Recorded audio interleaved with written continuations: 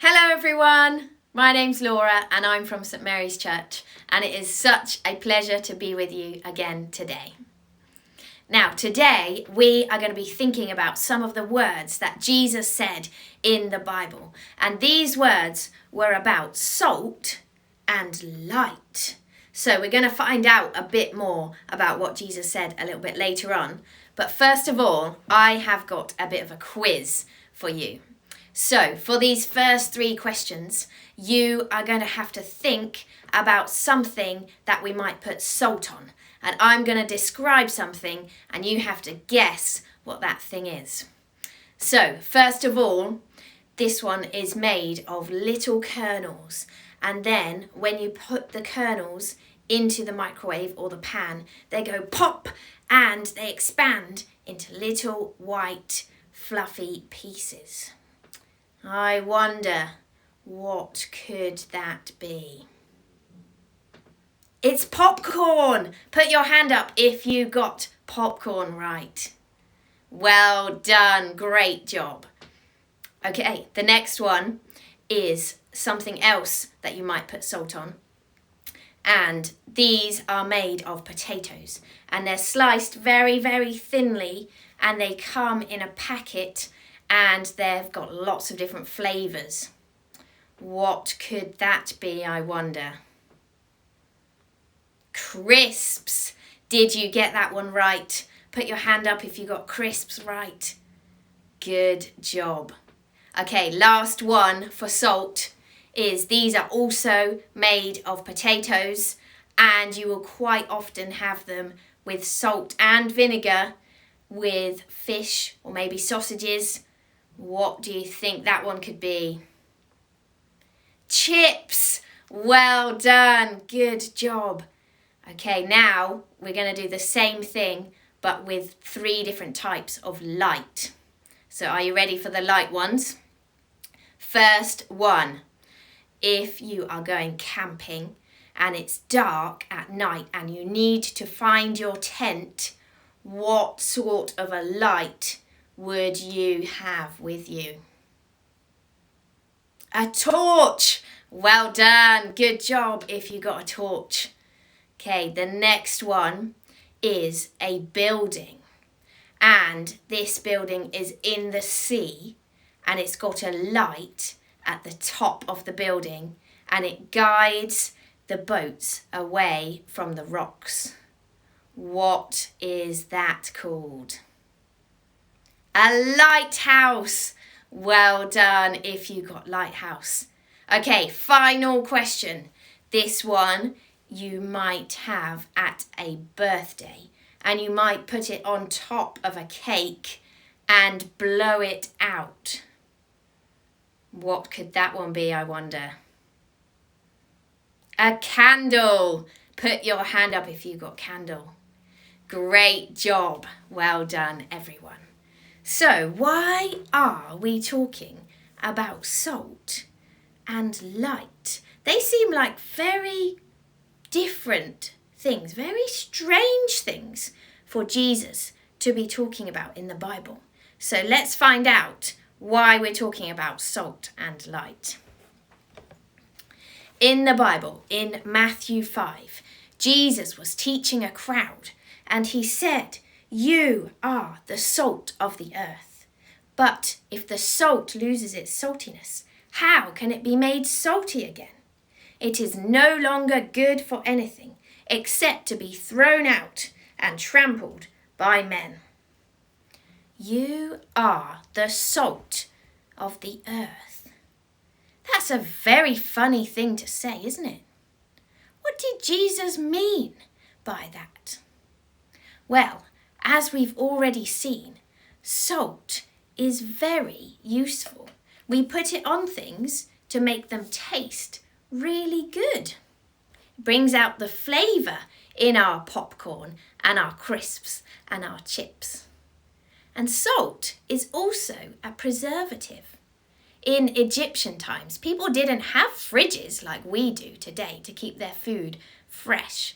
So they discovered that covering meat in salt would dry out the meat and help keep it fresh for longer. And salt is also good for our bodies. We have salt already in our bodies and it helps them to work properly. So it's good for our bodies, and it's also good for cleaning and for healing wounds as well. So although salt is just a little tiny small thing, it makes a huge difference in our food, in helping to preserve things, and in our bodies. And Jesus is saying to the crowd that he is speaking to that they should be like salt, that they should go out into the world and to make a difference in whatever way they can. He's telling them, if you follow me, go and live like me. Make a difference with your actions, no matter how small that action might be. So that's the salt bit. Let's see what Jesus says about the light. You are the light of the world. A city on a hill cannot be hidden. Neither do people light a lamp and put it under a bowl. Instead, they put it on its stand, and it gives light to everyone in the house. In the same way, let your light shine before men, that they may see your good deeds and praise your Father in heaven. Now, I want you to imagine that you are in a dark tunnel. You can't see anything. Maybe you stub your toe on the wall. Ouch! Or you trip over something, or you bump into your friend because you can't see that they're in front of you. You just can't see where you are going. But then I want you to imagine that somebody comes along with a torch and shines it all around. And suddenly you can see exactly where you are going. Elsewhere in the Bible, Jesus says, I am the light of the world. Whoever follows me will not walk in darkness, but has the light that gives life. Jesus comes to bring light into the darkness. He comes to bring hope and love and peace when times are really tough. And here he is saying to the people listening that they need to be like the light too, to shine out Jesus' love and light and hope into the world. Now, if you have a light in your house, you don't cover it up, do you? No, of course you don't.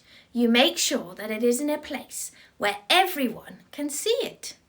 And just like we wouldn't cover up a light in our house, Jesus is saying that we mustn't cover up his light either, so that we can shine it out for everyone to see his love.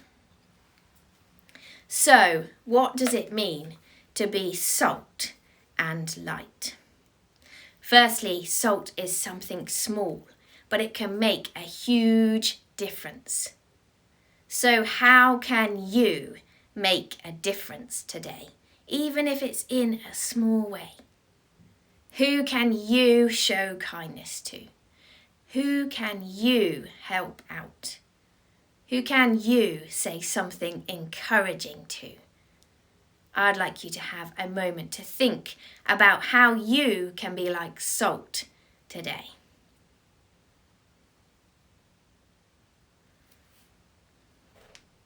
And how about being the light of the world? Where can you bring Jesus' love into the world this week? Have a think about one thing that you can do to show Jesus' love to somebody else.